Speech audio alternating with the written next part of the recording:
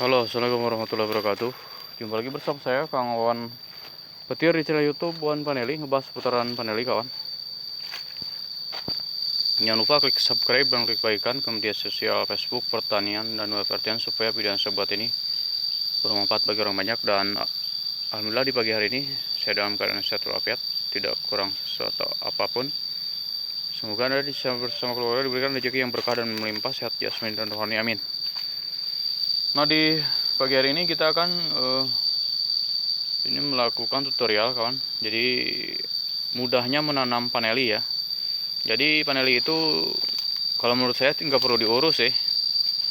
Paling pemupukan, maksudnya pengurusannya nggak setiap hari gitu. Jadi asal tanam saja.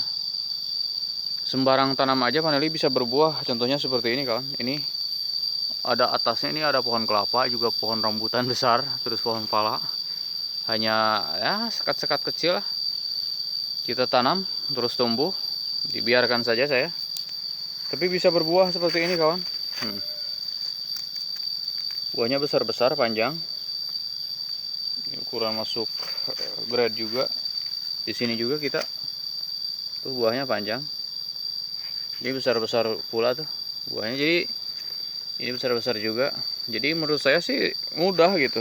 Dalam paneli itu jangan kita terus-terusan setiap hari misalkan fokus ke paneli saja, enggak, karena kan paneli menghasilkannya 3 tahun bahkan 4 tahun baru kita bisa panen.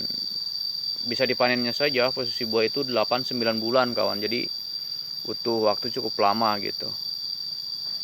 Seperti itu. Jadi paneli itu sembarang tanam saja bisa buah seperti ini. Alangkah memang mudahnya di budidaya paneli ini gitu.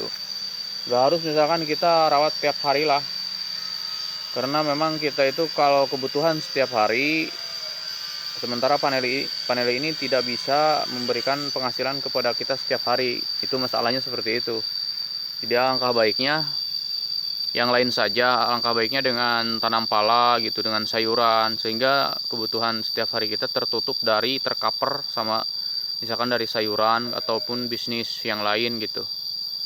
Kalau ini harusnya sih dijadikan bisnis sampingan, tapi walaupun sampingan tapi hasilnya luar biasa gitu kan. Karena kita tahu bahwa panel yang kering saat ini di angka kisaran 1.500.000 ke atas kawan ya. Dengan kualitas bagus tentunya, panennya tua-tua dan kualitas memang 20 cm, 18 sampai 20 cm panjangnya gitu. Seperti yang kita punya ini. Seperti itu kawan. Jadi posisi menanam paneli itu sembarang aja bisa berbuah, apalagi kalau misalkan ditata dengan rapi, dengan sirkulasi udaranya bagus gitu. Terus pemetaan lahannya bagus gitu kawan. Sembarang aja seperti ini udah mati tuh. Tajarnya udah pada mati, ini yang hidup satu. Tapi ini bisa apa? Bisa berbuah, ini juga buah ke bawah tuh. Di sini ini ada pohon nanas juga. Jadi kita nggak buang kawan. Karena kesibukan yang lain juga, saya kan di bisnis pala juga gitu. Tapi saya aktif juga di paneli gitu. Cuman nggak konsen ke paneli saja misalkan, nggak seperti itu. Jadi kita itu memang praktisi di pertanian gitu. Kalau kuliah saya dulu memang gak hubungan bertani, gak jurusan pertanian, gak ada hubungan dengan pertanian. Cuman ya rezeki saya ada di bidang ini gitu, pertanian, ya kita geluti aja di bidang yang memang menguntungkan kawan. Kalau masalah passion nanti dipassionkan saja, jangan dibalik. Passion tapi tidak menguntungkan, misalkan kalau digeluti selama 2-3 tahun passion kita tapi tidak menguntungkan, ya kita coba digeser aja yang menguntungkan, nanti passionnya mengikuti gitu kawan. Jadi kita dibalik aja. Saya juga seperti itu, karena saya juga pernah dulu jadi karyawan juga gitu, kerja. Cuman yang saya rasakan kerja itu terbatas di keuangan kawan. Jadi kita kalau pengen lebih, misalkan pendapatan kita sisa kebutuhan hidup per tahunnya misalkan pengen punya 50 juta rupiah, bagi saya itu dulu berat. Tapi untuk dari setelah keluar kerja kita merintis di bidang bisnis gitu, bisnis pertanian, pala dan lain-lain, itu alhamdulillah kawan, sisa kebutuhan hidup setiap harinya kita bisa ngumpul 50 juta gitu, bahkan bisa lebih juga. Tergantung kita sistemnya aja yang kita geluti, sistemnya seperti apa gitu. Tanaman-tanamannya harga jualnya mahal enggak gitu.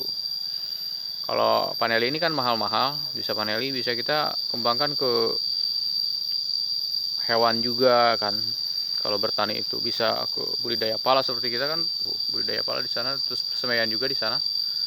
Kita memiliki beberapa titik persemaian, terus palanya juga pohon-pohonnya banyak gitu. Jadi untuk biaya hidup kita dari bisnisnya tercover, dan untuk mendorong investasi atau mendorong ke modal kita bisa dari bibit pala juga, dari palanya gitu, dari bisnis cambahnya gitu, biji pala siap semai gitu kawan. Jadi memang harusnya sih seperti itu, skalanya diperbesar gitu. Jangan sampai kita bertani tapi kita tidak investasi ke tanah, karena investasi tanah bagi petani itu hal yang memperbesar kapasitas gitu kawan. Mungkin cukup segitu aja untuk sekedar motivasinya ya. Kurang lebihnya mohon maaf. Assalamualaikum warahmatullahi wabarakatuh.